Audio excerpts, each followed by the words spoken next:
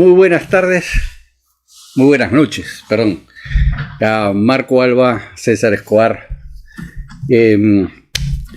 Este enlace es un enlace privado, solo ustedes lo pueden ver. Y a quienes ustedes deseen pasarles el enlace.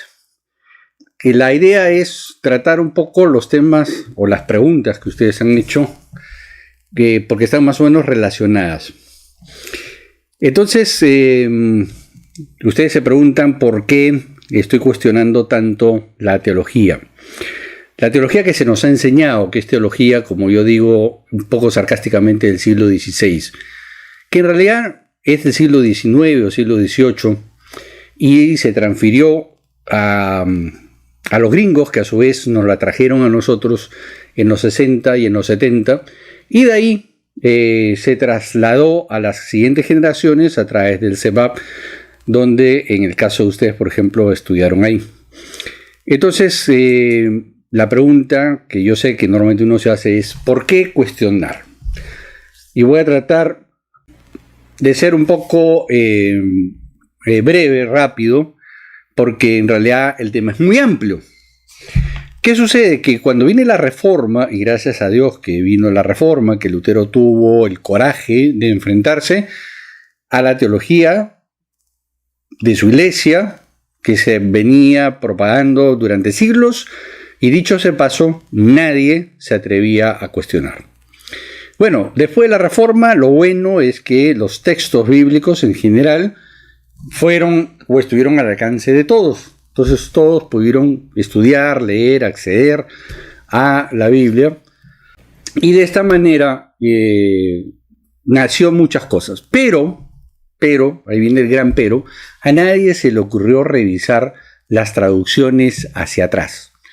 Sobre todo la Vulgata Latina, que había sido la iglesia oficial durante más de 1000 años. O sea, después de que Jerónimo de Estridón hizo la traducción en el 400 después de Cristo, esa traducción se convirtió en la Biblia oficial, es decir, todos tenían que leer la Vulgata Latina. Y después del 1500, o sea, después de la Reforma, la Vulgata Latina ha sido el referente para todas las traducciones que hubieron en el siglo XV hacia adelante. Pero, y nuevamente digo, a mí me encantan los peros, la pregunta es, ¿y qué pasaba con la teología que se hizo desde el siglo III hacia acá? Es decir, la teología que desarrolló Tertuliano, que vamos a tratarle en un momento, la teología que desarrolló Jerónimo de Estridón, que se los voy a explicar en un minuto, y todos los demás, del siglo IV, siglo V, que era teología occidental y griega. Es decir, un concepto 100% griego que se introdujo ahí. Y a raíz de esas teologías del siglo V, se empieza a construir una serie de teologías que después sirven de base para el desarrollo de la teología post-reforma. Pero se sigue construyendo sobre una teología griega, se sigue construyendo sobre una teología errónea. Me explico. Cuando estudié los textos o los idiomas originales como el hebreo y empecé a encontrar cosas que no cuadran con las traducciones al español, yo me sentí muy defraudado y estuve asísito de mandar todo a rodar, como le explicaba a Pierre, que es mi pastor de cabecera, como yo le digo a él, de mandar todo a rodar porque realmente uno empieza a sentir de que ha sido engañado exprofesamente e intencionalmente a lo largo de la vida. Eso entre nos. Bueno, entonces, ¿qué resulta? Que empiezas a estudiar y te empiezas a dar cuenta de que hay muchas cosas que no están bien. No están bien concebidas. Entonces, lo que he intentado hacer a lo largo de estos 2 últimos años es tratar de investigar y entender cuál era la teología judía del siglo I. Recordemos que el Nuevo Testamento se escribe en el siglo I, no en el siglo III, no en el siglo V, no en el siglo X, mucho menos en el XV. Se escribe en el siglo I. Por ende, tenemos que hacer un esfuerzo por entender qué pensaba Jesús, cuál era su teología como judío, cuál era la teología de Pablo, cuál era la teología de Pedro, de Mateo, todos los que escribieron el Nuevo Testamento, a excepción de Lucas, eran judíos. Y Lucas lo que hace es recopilar tradiciones judías. Por ende, si no entendemos cuál era el concepto del judaísmo en el siglo I, no entendemos ni papa de la Biblia. ¿Me entienden? Peor es en el Antiguo Testamento. Si yo voy a leer el Antiguo Testamento como si hubiera sido escrito en el siglo XX, entonces no voy a entender absolutamente nada. Ya ustedes deben de haber visto en el Face algunas cosas como la de Malaquías, que el nombre Malaquías en realidad no existe. Si no me creen, busquen en internet un judío que se llame Malaquías. No existe, porque Malají es mi mensajero. Es decir, en el libro no sabemos quién es el personaje, pero da a entender que es nuevamente un midrash. Un midrash quiere decir que es una especie de parábola donde lo que está poniendo el escritor es que Dios ha enviado un mensajero plenipotenciario que está representando a Dios aquí, ¿no? Y entonces hay que leer el libro bajo ese contexto. El otro tema, por ejemplo, está en Jonás, capítulo 1, este ya lo han de haber visto porque está también en Jack Miraflores, que ustedes tienen acceso, ¿no? Donde el verso 1 dice: y aconteció que vino palabra de Dios a Paloma, hijo de mi verdad. Esa es la traducción literal, ¿ya? Ahora, ¿por qué en femenino? Porque, ya lo expliqué ahí, todo el libro de Jonás está redactado en femenino, en el hebreo, ojo, en hebreo, no en el español, ¿ya? Y bueno, ya les he explicado y ya voy a hacer un video al respecto de eso. Pero acá viene la pregunta, entonces, ¿por qué cuestionar? Primero, Jerónimo de Estridón introduce 4 conceptos teológicos de él como si fueran parte de la Escritura. Y ahí nació nuestro problema. Primer concepto teológico es espíritu. La palabra espíritu no existe en la Biblia, ni en el Antiguo ni en el Nuevo Testamento.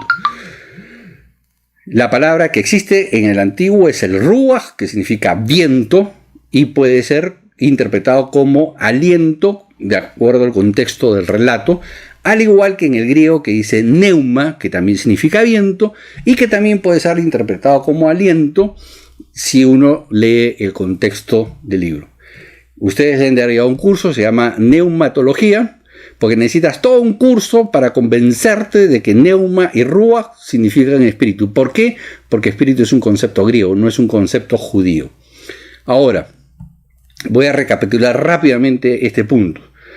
En el Antiguo Testamento muchas veces se menciona el ruach santo, el viento santo, que se traduce como el Espíritu Santo. Pero dentro del concepto del mundo antiguo, el ruach era el sinónimo de vida. Es decir, si yo ruach, si yo respiro, si yo tengo aliento, si yo tengo viento, o sea, si entra el viento en mí y sale de mí, entonces tengo vida. Ahora, ¿cómo puedo decir que hay una persona a mi lado, o Dios que está a mi lado, pero no lo veo? Yo no tengo el concepto de espíritu. Recordemos, somos judíos de hace 3.500 años atrás, y por ende el concepto espíritu, que nace recién con la filosofía griega, un par de siglos antes del nacimiento de Jesús. ¿Cómo explicamos que Dios está ahí, pero no lo veo? Es un concepto que en el mundo antiguo no existe. Entonces, ¿cómo explico? El ruach santo, el ruach de Dios, no lo veo, pero lo percibo, me doy cuenta. Sé que está ahí porque yo percibo su ruach. Ese es el concepto judío. Y ese mismo concepto es el que aplica Pablo. Cuando Pablo habla, sed llenos, en nuestra versión dice, sed llenos del Espíritu Santo, lo que Pablo está diciendo es sed llenos del aliento de Dios. Sé lleno del aliento de Dios. Ahora, piensa en esto un minuto. ¿Cómo puedes tú ser lleno del aliento de otra persona? La única forma de ser lleno del aliento de la otra persona es que tú estés parado cara a cara. Es decir, si yo estuviera ahorita con ustedes y estuviéramos los tres cara a cara y respiramos, cada uno sería lleno del aliento del otro. Entonces, lo que Pablo está diciendo no es un tema mágico. Ay, puede ser lleno del Espíritu, como hablan muchos predicadores hoy en día, ¿no? Siente, siente. No, lo que te está hablando es que tú tienes que tener intimidad con Dios.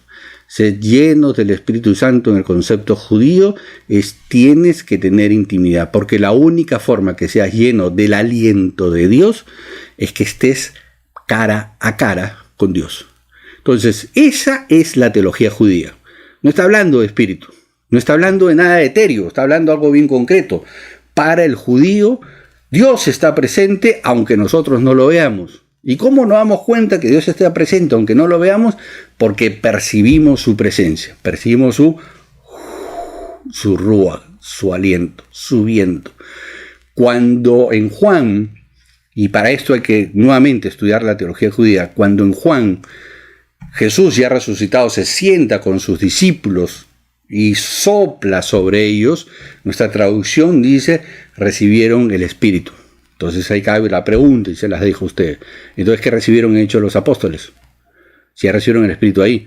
Y me van a buscar una respuesta teológica barata. Olvídense, conmigo eso no funciona. Dentro del concepto judío, esta figura es importante. Porque Juan está escrito por un judío que conoce la teología judía al revés y al derecho.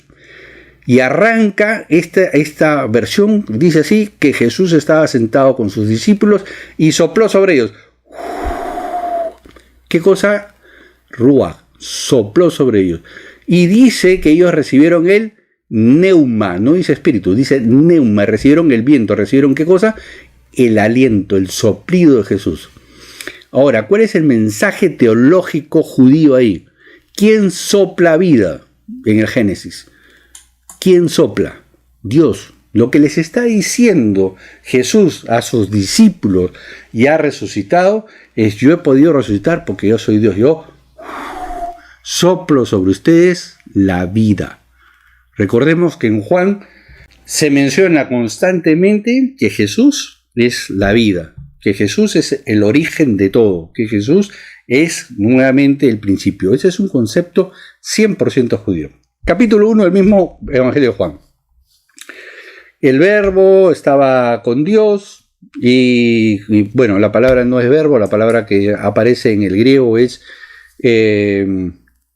palabra, la palabra. La palabra estaba con Dios y la palabra, por medio de la palabra todo fue hecho y la palabra estaba en Dios y la palabra era Dios, y ustedes ya lo pueden revisar. Y van a encontrar que solamente hay dos elementos: Dios y palabra. Dios y palabra. Palabra y Dios. Pero a su vez, Juan, el capítulo 1, termina diciendo: y estos dos eran uno. ¿Saben cómo se llama eso en la teología judía del siglo I? Vinitarismo judío. Es decir, ya en el siglo II a.C., Onkelos, que es uno de los traductores oficiales de la religión judía, que traduce del hebreo al arameo justamente para aquellas sinagogas que ya no hablan hebreo. Recordemos que cuando los judíos regresan del exilio, todos regresan hablando arameo. Y en todo el norte de Israel, y eso quiere decir la zona de Galilea, donde era Jesús y sus 11 discípulos, ya que el único discípulo que no era de Galilea era Judas, que era justamente del sur, pero todos los demás eran del norte, todos hablaban arameo. Entonces Jesús, 99.9%, ha hecho todas sus enseñanzas, todas sus prédicas, todos sus mensajes en arameo, los cuales fueron traducidos al griego para después expanderlos a través del imperio. Bueno, ese es harina de otro costal. El tema está de que Onkelos, que es uno de los traductores oficiales, es el que desarrolla esta teología, que es la teología de que por medio de la palabra, y si ustedes van a Génesis 1:1, van a darse cuenta de que es la palabra de Dios y las cosas son creadas. Es decir, Dios dice: sea la luz, fue la luz. Dios dice: y sea separadas las tinieblas, y son separadas las tinieblas. O sea, Dios habla y se hace. Es decir, Dios, por medio de su palabra, es el que ejecuta. O sea, el que ejecuta la obra es la palabra. En la teología judía se conoce como vinitarismo. Estos dos elementos no están separados. Para ellos es un solo elemento que se manifiesta de dos formas, Dios y su palabra. Y es lo que se refleja en Juan 1.1. Y si no me creen, vayan a capítulo 8 de Juan y van a encontrar que viene un momento en que Felipe, si no me falla la memoria, no recuerdo ahorita si es Felipe, creo que sí, va y le dice a Jesús: lindo tu mensaje, Jesús, nos parece fantástico, pero enséñanos al Padre y somos happy, y aquí ya el resto es historia. Y Jesús le dice: que tanto tiempo como ustedes no se han dado cuenta que el Padre y yo somos uno, dos elementos que son una sola unidad. Nuevamente vas a ver reflejado el binitarismo judío. Y así lo vas a ver reflejado a lo largo de todo el Evangelio de Juan, porque el Evangelio de Juan es teológicamente 100% judío. No voy a entrar a detalles porque tenemos que hacer un curso de por lo menos un mes para poder ver el Evangelio de Juan, el cual es fantástico y está destinado específicamente a resaltar la deidad de Jesús. Bueno, entonces, segundo elemento que introduce nuestro amigo Jerónimo Estridón es el infierno. Y ahí nos reventó el cuento, porque a su vez este término infierno, que no existe en la Biblia, la palabra infierno no existe en la Biblia, les guste o no les guste aceptarlo, la palabra infierno no existe. Es una conclusión teológica de Jerónimo Estridón que introduce este concepto teológico como si fuera parte de la palabra. Y hoy día tú vas a una iglesia evangélica y le dices: no existe el infierno, o mejor dicho, perdón, mejor expresado, no está la palabra infierno, y te quieren quemar en la hoguera. O sea, aman más una mala traducción y un invento que lo que es la verdad. Entonces, no podemos generar teología basada en algo que no está en los textos originales, porque entonces es como que agarre Condorito, y como me gustó algo de Condorito, lo introduzco y lo hago pasar como si fuera parte de la palabra de Dios, y entonces yo creo una nueva teología y todos somos felices. Entonces, o hacemos las cosas correctamente, o mejor, cada uno regrese con su Dios, como dice en Reyes. Bueno, entonces Jerónimo Estridón introduce el concepto de infierno, el cual a su vez en el siglo XV se desarrolla todo el concepto que nosotros conocemos, el fuego eterno, y que las almas se queman en el infierno, bla, bla, bla, bla, bla. Todo eso en realidad pertenece a un desarrollo teológico del siglo XV. Pero perdura en las iglesias, y miren todo el desastre, ya vamos tomando solamente dos elementos, ¿no? El espíritu y el tema del infierno. Otro elemento es el bendito Satanás, que no existe el nombre propio Satanás en los textos bíblicos, ni en el Antiguo ni en el Nuevo Testamento. El Satán, que es harina de otro costal, que se llama el opositor o el obstáculo, en la teología judía es un desarrollo del siglo IV en adelante. Y tiene toda una evolución. Y siempre es una evolución opositora a Dios. Nunca cumple el rol de tentador, nunca, nunca, nunca, en ninguna parte de la Biblia hebrea cumple ese rol. Bueno, el Satán, dentro del concepto de teología judía, solo aparece dos veces dentro de los relatos. Es Ezequiel capítulo 3, donde funge de fiscal, es el que acusa al sumo sacerdote. Pero, ojo al detalle, no es ningún ángel caído. Él es parte del círculo de Dios, y que ese personaje está cumpliendo una función, pero dentro de el círculo de Dios. Es decir, no es alguien ajeno, no es un enemigo, no es un ángel caído ni nada por el estilo. La otra aparece en el libro de Job, ¿no? Que también nuevamente es un servidor de Dios, es uno de los servidores de Dios, pero que funge o tiene la función de ser justamente el que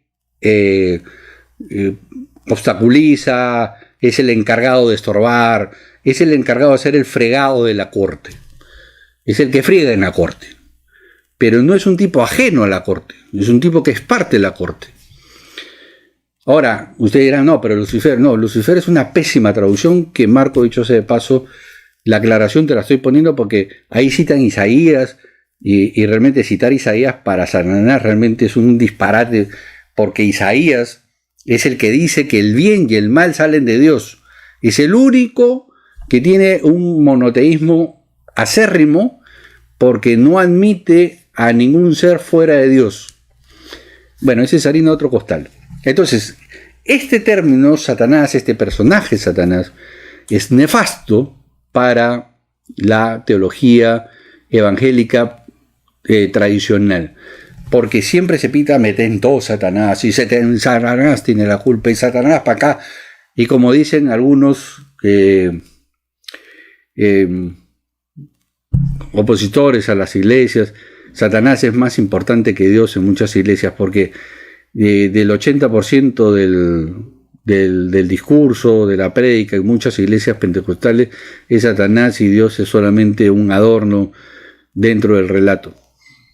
Bueno, el personaje o el nombre propio Satanás no existe en la Biblia, pero en las traducciones se pone como Satanás. ¿Por qué? Porque nuevamente es una conclusión teológica de Jerónimo de Estridón. En la Vulgata Latina aparece por primera vez este personaje Satanás en las traducciones. Ya estamos hablando del siglo IV después de Cristo. Eso quiere decir que este personaje en el siglo I no existía. ¿Ok? ¿Hasta ahí me siguen? Perfecto.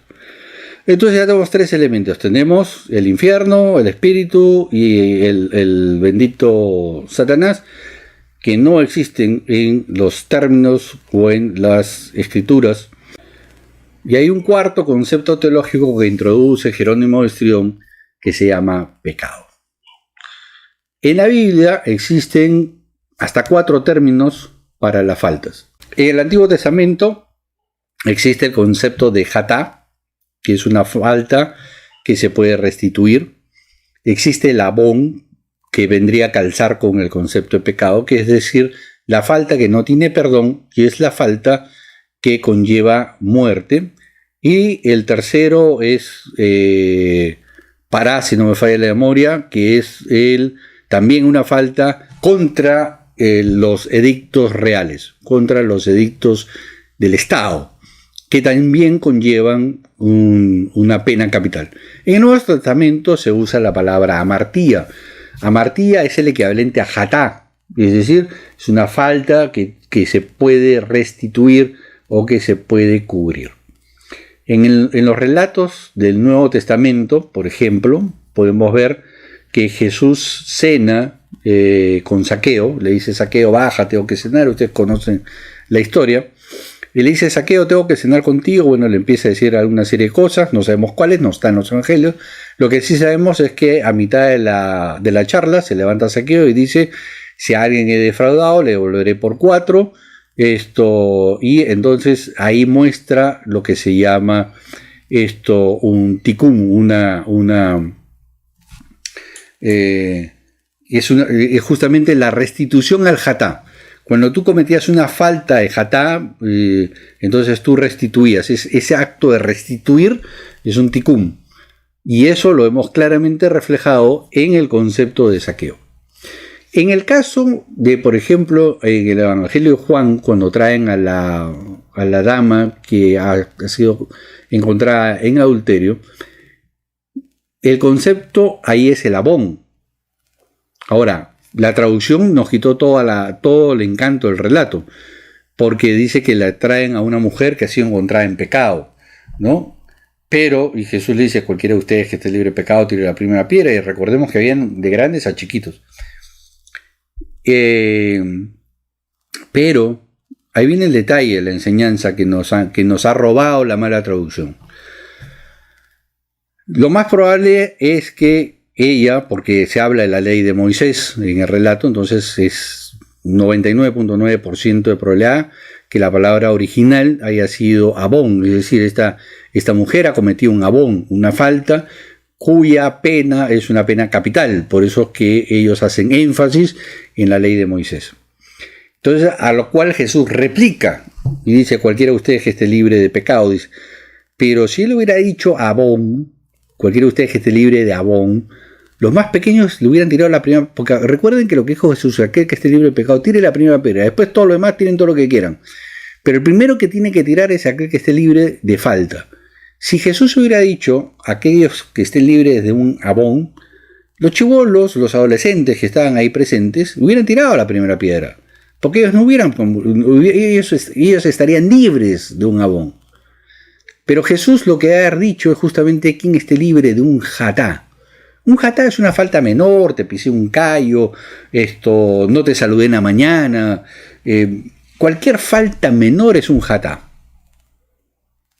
Entonces ahora sí entendemos por qué los más pequeños no tiraron la piedra. Porque el reto era estar libre de un jatá, no de un abón. Y después Jesús lo que está haciendo es bajar el abón al nivel del jatá. Y eso es muy interesante, que hay que estudiarlo. Bueno, entonces hay estos temas. Ahora, César me escribía, no vayas a decir que ahora la Trinidad no existe. Bueno, en la Biblia no existe la Trinidad. No hay forma de que me saquen ustedes una Trinidad, porque en la teología judía, ya lo he explicado, lo único que hay es el binitarismo judío.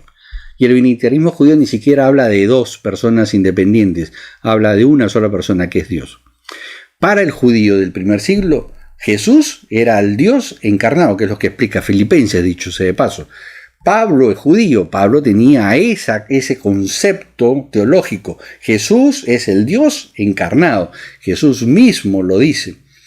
En los evangelios sinópticos, cuando está en el juicio, dice, y ya no me volveréis a ver hasta que veáis al Hijo del Hombre en una nube. Literalmente está citando al libro de Daniel, donde Daniel explica, o trata de explicar, de que ha visto a Dios, pero en forma humana, en forma de cuerpo, y que justamente venía una nube. Los judíos tenían claro de que ese relato se refería a Dios. Cuando Jesús aplica ese relato hacia él, lo que está diciendo Jesús es: yo soy el Dios encarnado. Y eso lo entendemos en esta teología judía. Entonces, de ahí viene todo este tema que muchas veces saca chispas. Ahora, yo no me hago ningún problema con aquellos que son trinitarios. Yo ya lo he mencionado a Pierre, que es mi pastor de cabecera. Él es trinitario. Yo soy feliz, me encanta, me parece genial. No tengo ningún problema con una teología que sea distinta a la mía, no me hago ni una palta, pero que después me digan, oye, la Biblia habla de la Trinidad. No, la Biblia no habla de ninguna Trinidad en ninguna parte, absolutamente en ninguna parte. Y el único verso que hace mención a la Trinidad, bautizo en el nombre del Padre, Hijo y Espíritu Santo, está ya demostrado hasta el cansancio que pertenece al siglo V después de Cristo. O sea, es un inserto muy, muy, muy posterior. Y no voy a entrar a los insertos porque realmente el Nuevo Testamento está mucho más manipulado que el Antiguo Testamento. Muchísimo más manipulado. Es más, me ha costado muchísimo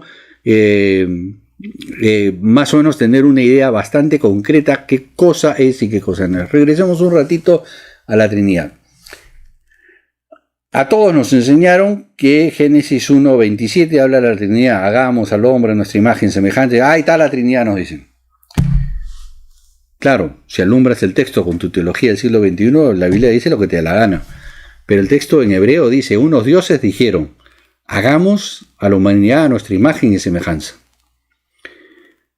para que gobierne sobre los peces y todo el cuento que ustedes ya conocen. Y al final, el relato hebreo termina así: entonces los dioses los hicieron como ellos, hombre y mujer los hicieron como ellos eran. Eso es lo que dice el texto en hebreo. Ahora, si el texto en hebreo dice de que los dioses hicieron a hombre y mujer como ellos eran, ¿cómo son los dioses? Hombre y mujer, pues. Ahí no hay ninguna Trinidad. Primeramente, que el plural que se usa es un plural indefinido.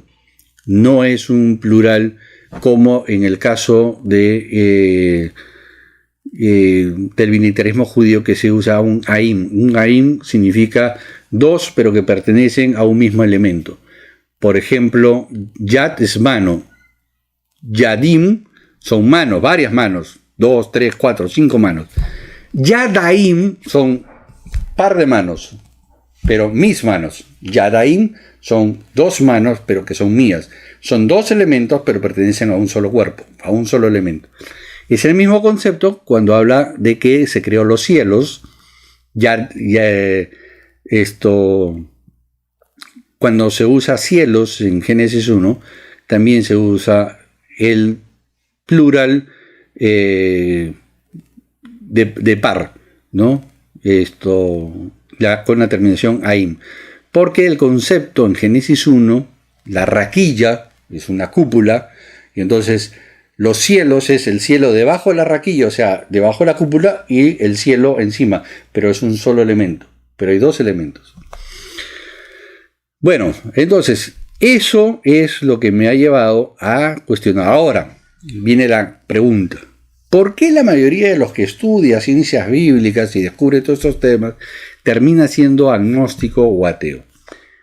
Mi conclusión, después de haber escuchado a muchos, como Antonio Piñeros, a Carla Díaz y a un montón de muy buenos estudiosos de ciencias bíblicas, es que cuando ellos se acercaron a los líderes, pastores, curas, etcétera, porque esto no es un tema solamente mío, o sea, hay todo una cadena muy grande de estudio.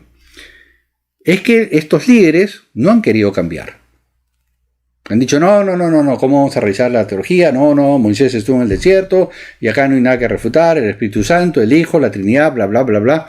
Dicho sea de paso, la Trinidad fue desarrollada por Tertuliano, por si no sabían, a fines del siglo II, y es el primero que escribe. Ojo, ya habían corrientes de Trinidad en la mitad del siglo II, pero el primero que escribe sobre la Trinidad es Tertuliano, y es donde él concluye que el Hijo y el Espíritu son posteriores a Dios y por ende el Hijo es creado. De ahí nace la famosa teología que ustedes conocen de los testigos de Jehová. Pero es el mismo creador de la Trinidad, de la Alianza Cristiana, y es el mismo creador de la Trinidad que ustedes muchas veces les han sido enseñadas, porque es exactamente lo mismo. Lo único que esta teología va desarrollándose en el siglo II, siglo III, viene el concilio de Nicea 325 y concluye, porque justamente había este tema de que Jesús había sido creado y el Espíritu también, donde dicen que Jesús es un hijo engendrado, pero que es la misma esencia del Padre, pero no creado, y entonces es simplemente un reacomodo de la teología de Tertuliano, desarrollada a finales del siglo II, pero como se dan cuenta, es un desarrollo griego, es un desarrollo occidental, no es una teología que está basada en el judaísmo. Y nosotros no podemos desarrollar una teología que no está basada en el judaísmo, porque reitero, Jesús y todos sus discípulos y todos los que escribieron la Biblia son judíos y por ende tenemos que ir desarrollando nuestra teología en función de la teología de ellos, no en función de algo que no sucedió y que no está en la Biblia. ¿Ok? Ya miren, para terminar les voy a poner un ejemplo. Si ustedes van a 2 Samuel capítulo 24 y dice, y Jehová entonces estaba molesto con el pueblo de Israel y entonces instigó, por no usar la palabra tentó, instigó a David a hacer un censo. ¿Ok? 2 Samuel, capítulo 24, ustedes pueden leerlo. Y van a encontrar de que, bueno, se va al censo, su general le dice que no va al censo, porque el censo es para cobrar más billete, ¿no? Y el general es claro y le dice, oye, ya está todo pacificado, ¿para qué vas a cobrar más impuestos? O sea, no seas absurdo, no le hagas ese mal al pueblo, eso es lo que le está diciendo su general a David. Pero David erra con R, y además el texto no dice que se tardó como 10 meses en hacer el censo, y en ningún tiempo de ellos se frenó ese tema, sino siguió adelante hasta literalmente ahorcar al pueblo. Después viene que se arrepiente. Pero vamos al hecho de que es Jehová el que instiga a David a hacer el censo. ¿Me siguieron hasta ahí? Ya. Ahora, segundo tema. Sumen las cantidades de personas censadas en 2 Samuel. Ahora váyanse a Primera de Crónicas, capítulo 23, verso 1. Y entonces ahora es Satanás el que tienta a David a hacer el censo. Total, ¿Jehová o Satanás? Entonces, los académicos, que son bien moscas, aprovechan este vacío para decir que la Biblia está llena de contradicciones, lo cual es cierto. Pero algunas de ellas, como esta, tiene muchas explicaciones cuando uno las estudia correctamente. Bueno,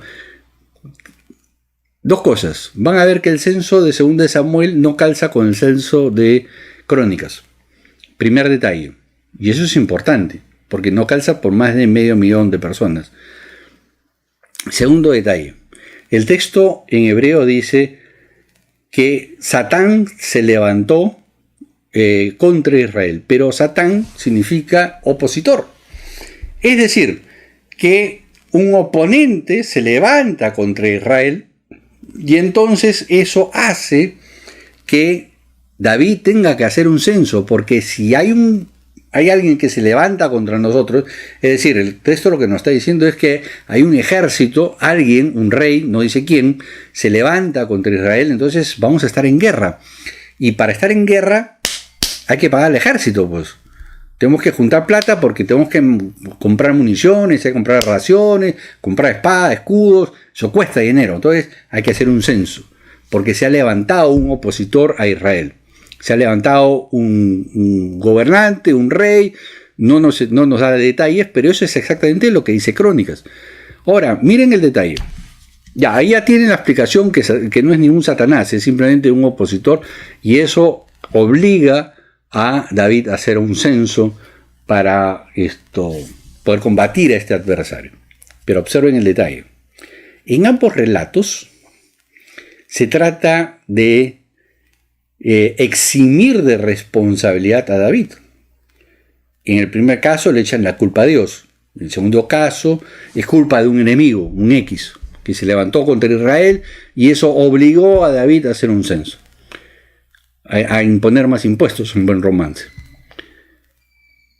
Pero ¿qué pasa con la responsabilidad de David?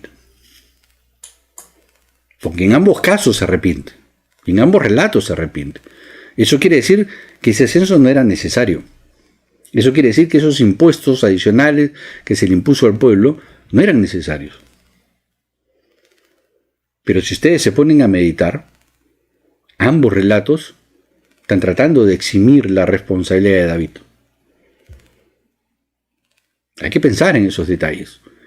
Entonces, yo no cuestiono por cuestionar.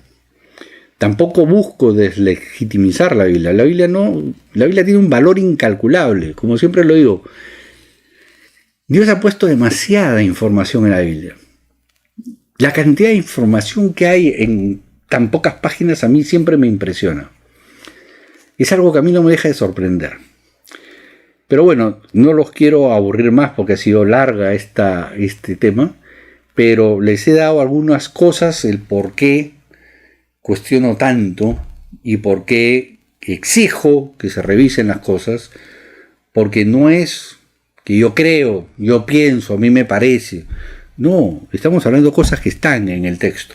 Si no estuvieran en la Biblia, pero sería literatura comparada, lo que tú quieras, historia comparada, ¿no? Pero el drama es que están en la Biblia. O sea, si están en la Biblia, hay que estudiar por qué están en la Biblia. Hay que ver por qué están los hititas ahí. Hay que ver por qué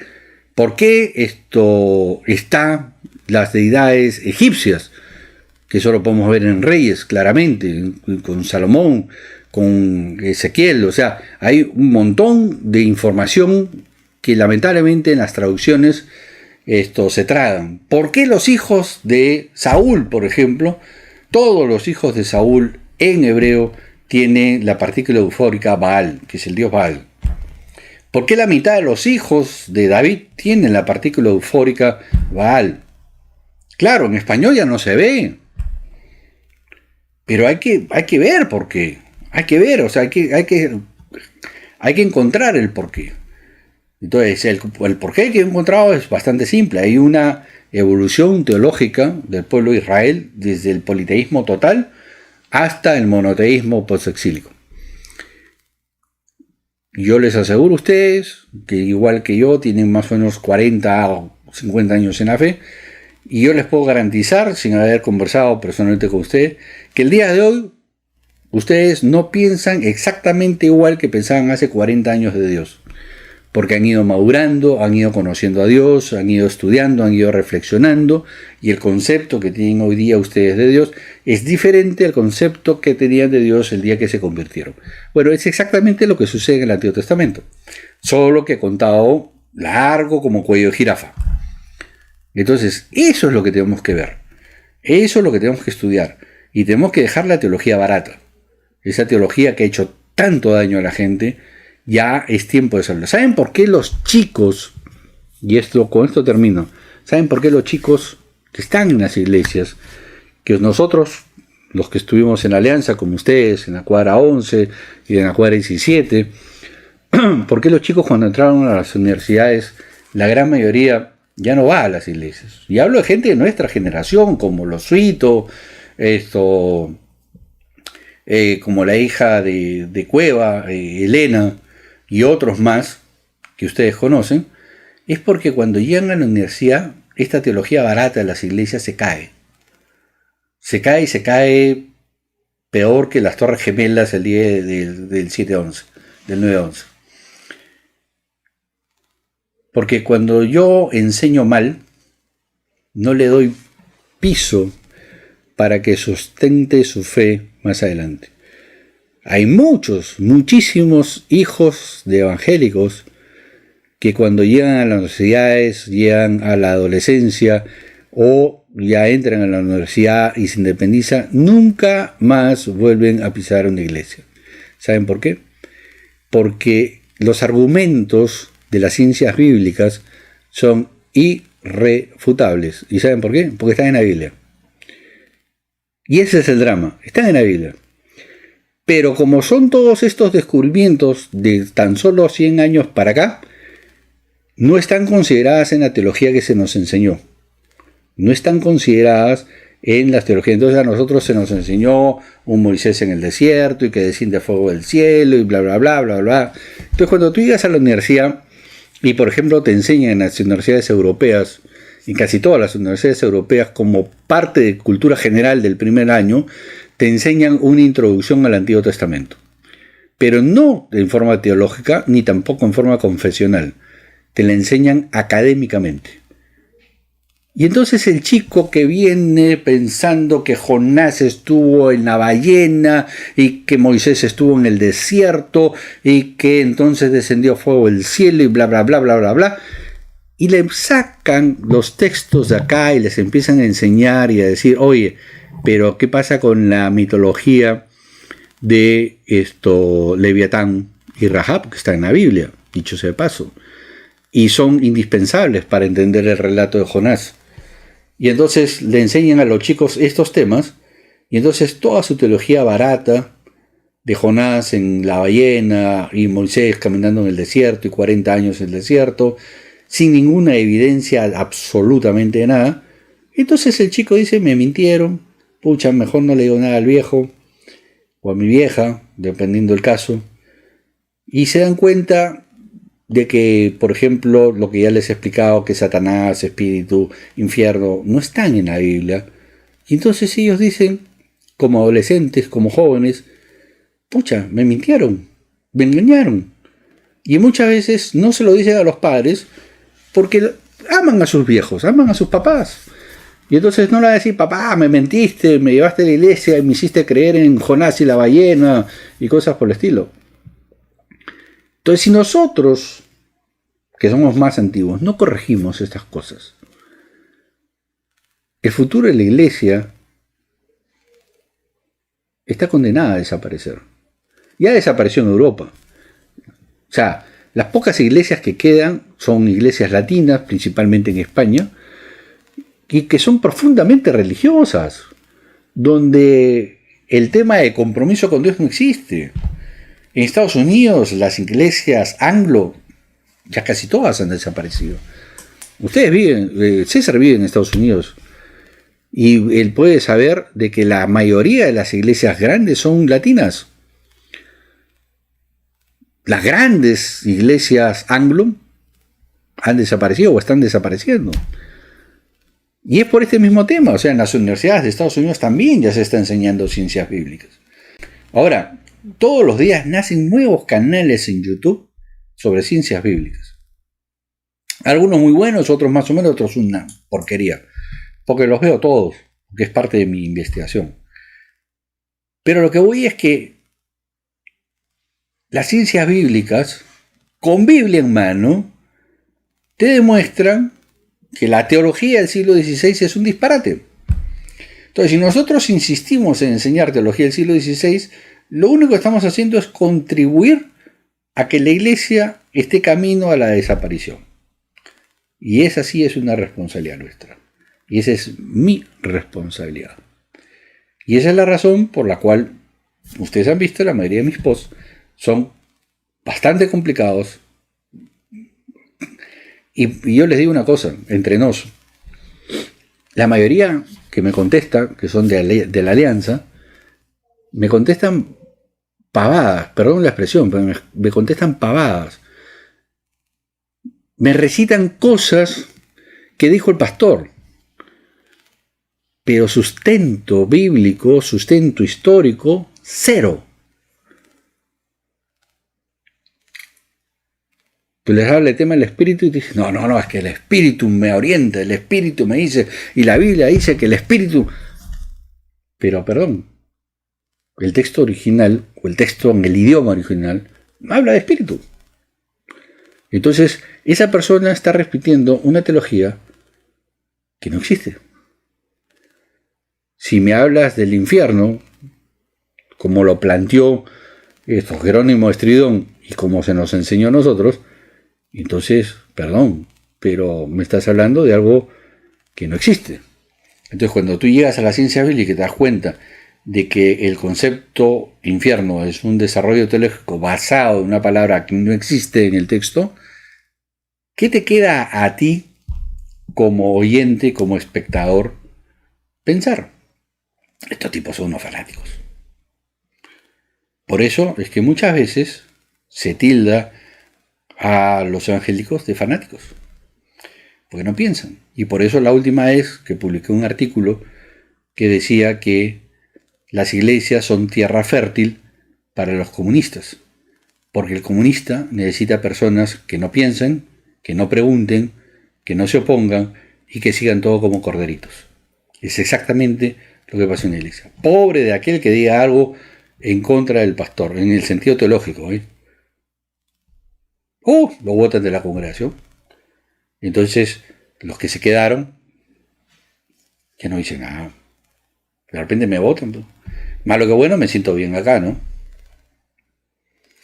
Entonces, esos esquemas religiosos tenemos que darle fin. Si no, como digo, vamos camino a la extinción de la iglesia. Y ustedes pueden decir, no, la iglesia no va a morir, que no sé qué, que Jesucristo...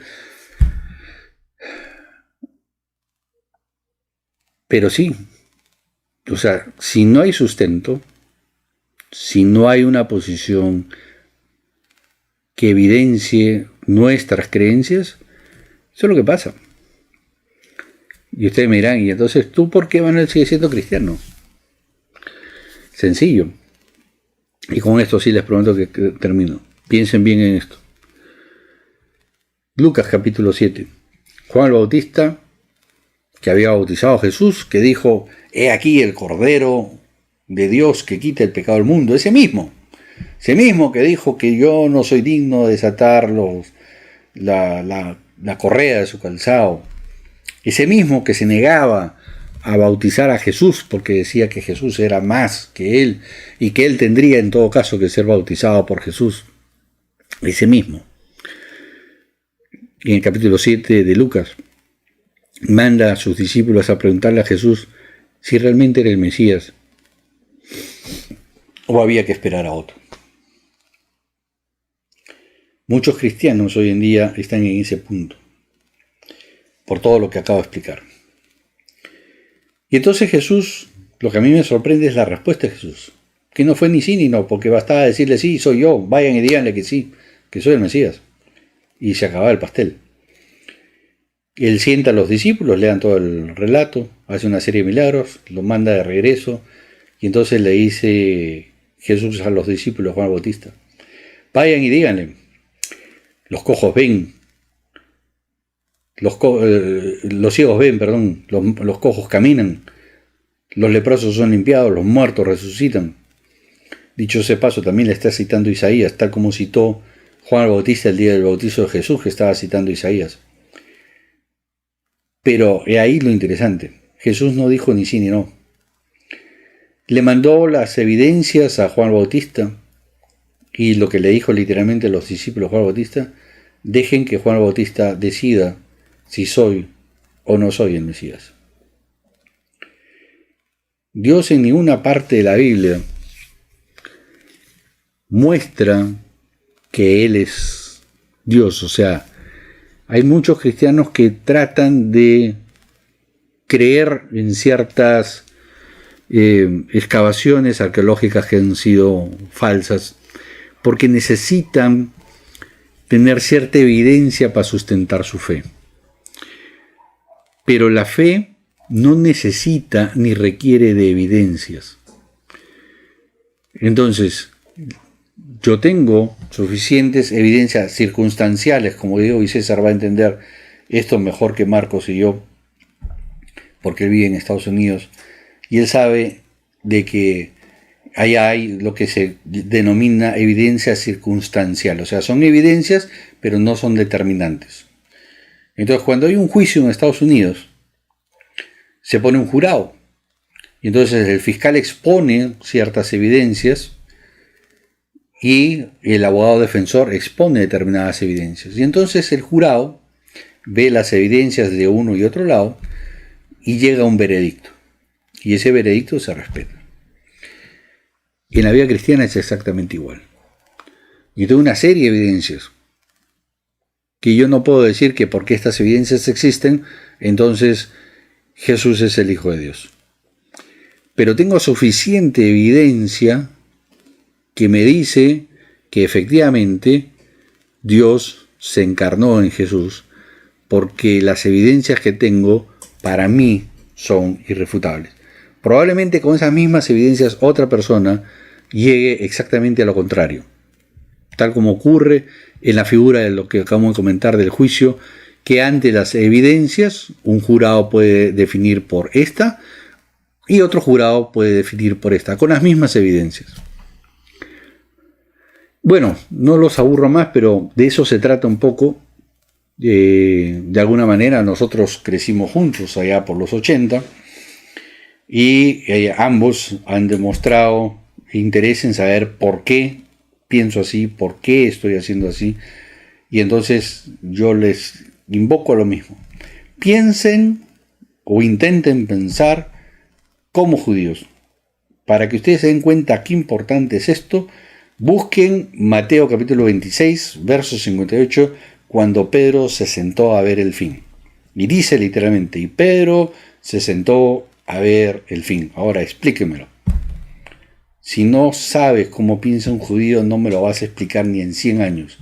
Claro, me puedes meter un montón de teología, conclusiones, suposiciones, pero no me lo vas a poder explicar si es que no entienden cómo piensa un judío. Y entonces entenderás por qué Mateo capítulo 26, verso 58, dice, y Pedro se sentó a ver el fin. Bueno, este es el fin del video, un poco más largo de lo que hubiera querido. Como le digo, solamente lo pueden ver ustedes, salvo que el enlace ustedes se lo quieran pasar a alguien.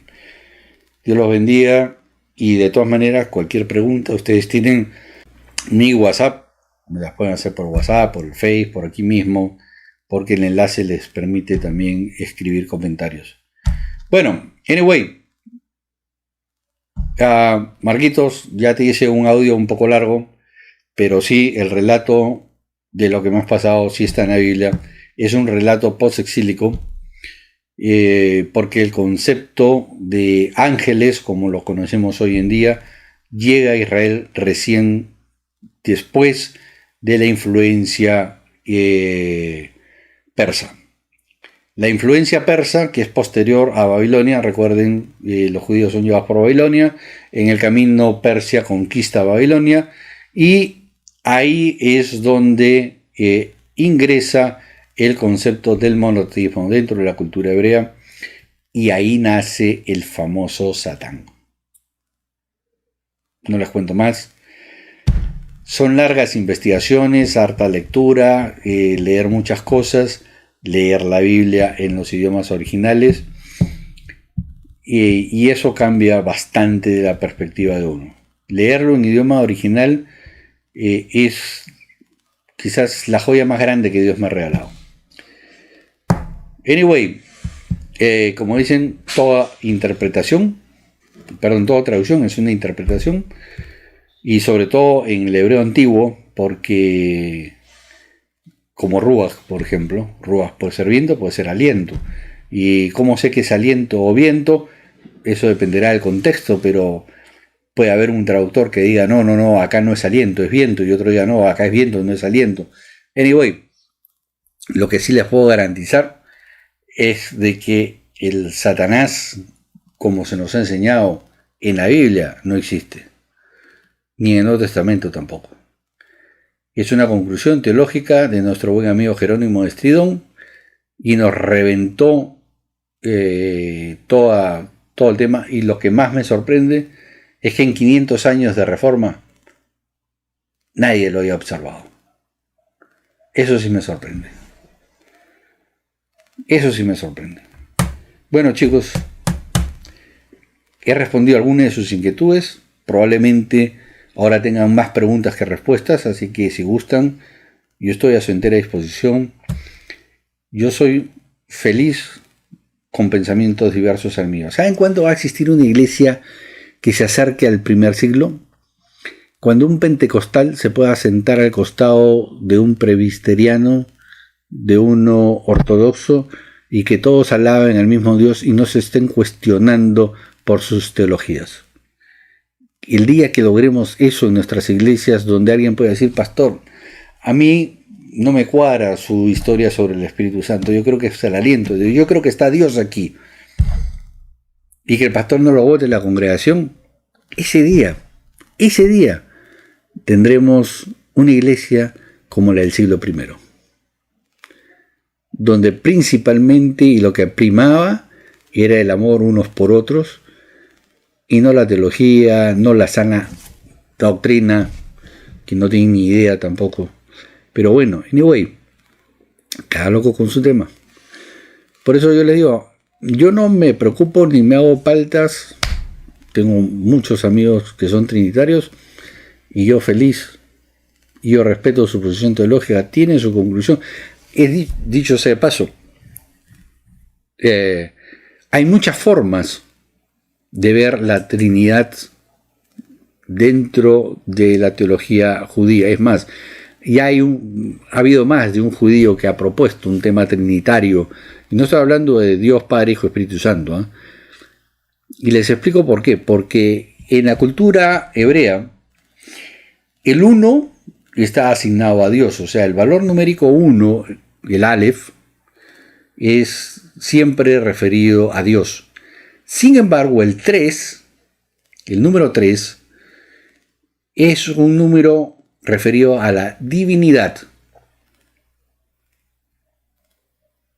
que puede ser Dios y su palabra, por ejemplo. Eso calza en el tema del 3.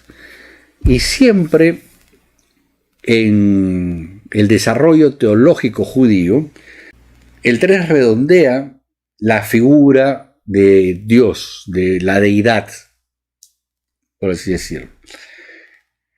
Miren, le voy a explicar rapidito este tema. El número 40 en la Biblia no es necesariamente un número literal. Habla de un ciclo. Dentro de la cultura antigua, 40 habla de un ciclo completo. Es decir, algo que empezó, tiene un propósito y tiene un fin. 40 es un ciclo. Moisés tiene 3 etapas de 40, ¿correcto? De 0 a 40 años, de 40 a los 80, de 80 a los 120. No está hablando que pasaron 40. Lo que está hablando es que son 3 ciclos. 3 ciclos completos. 3 ciclos donde ¿quién trabaja? Dios. Cuando Dios trabaja estos 3 ciclos completos en Moisés, llega al 120, que tampoco es la edad de Moisés.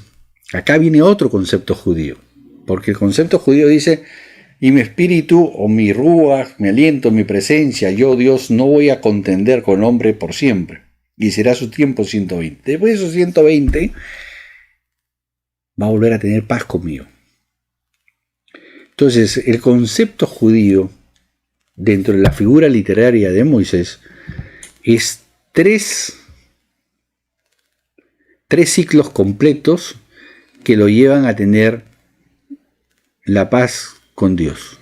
Ya no alterca con Dios, porque Dios ha trabajado en 3 ciclos completos con Moisés.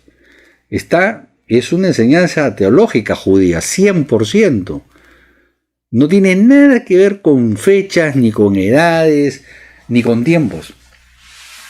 Cuando los evangelios hablan que Jesús ayunó 40 días, no es un tema literal. Es un tema que cumplió un ciclo completo de ayuno. En algunos casos puede ser literal, pero no siempre, eso hay que verlo en el relato. En el caso de Moisés no es literal, es una enseñanza teológica judía muy profunda, muy, pero muy profunda. Bueno, ahora sí, los dejo. Lo que pasa es que a mí me apasiona todo esto. Bueno, si Dios quiere, algún día, César, estaré por Gringolandia. Si gusta, nos tomamos un café. Aunque lo más probable es que esté por la zona de Miami, por la zona de la Florida. No sé si llegaré hasta donde tú estás ahorita. Marco, ya te lo he ofrecido cuando estés por Pachacama, por Lurín. En algún momento que tengas que hacer compras, bajar por acá. Me avisas y si gusta nos vamos a tomar un café. Y ahí te puedo contar mucho más. Bueno, chicos, ahora sí, Dios los bendiga, Dios los cuide, los guarde. Y no se hagan problema de teología. A Dios le importa muy poquito nuestra teología. Lo que le interesa es cuán comprometidos estamos con Él, cuánto de corazón lo buscamos. Eso es, en resumen, lo que Dios busca. Intimidad. Recuerden esto, que cuando Pablo hablaba de ser llenos del Espíritu, ser llenos del neuma, ser llenos del aliento de Dios, para ser llenos de Dios, tienes que estar parado frente a Él.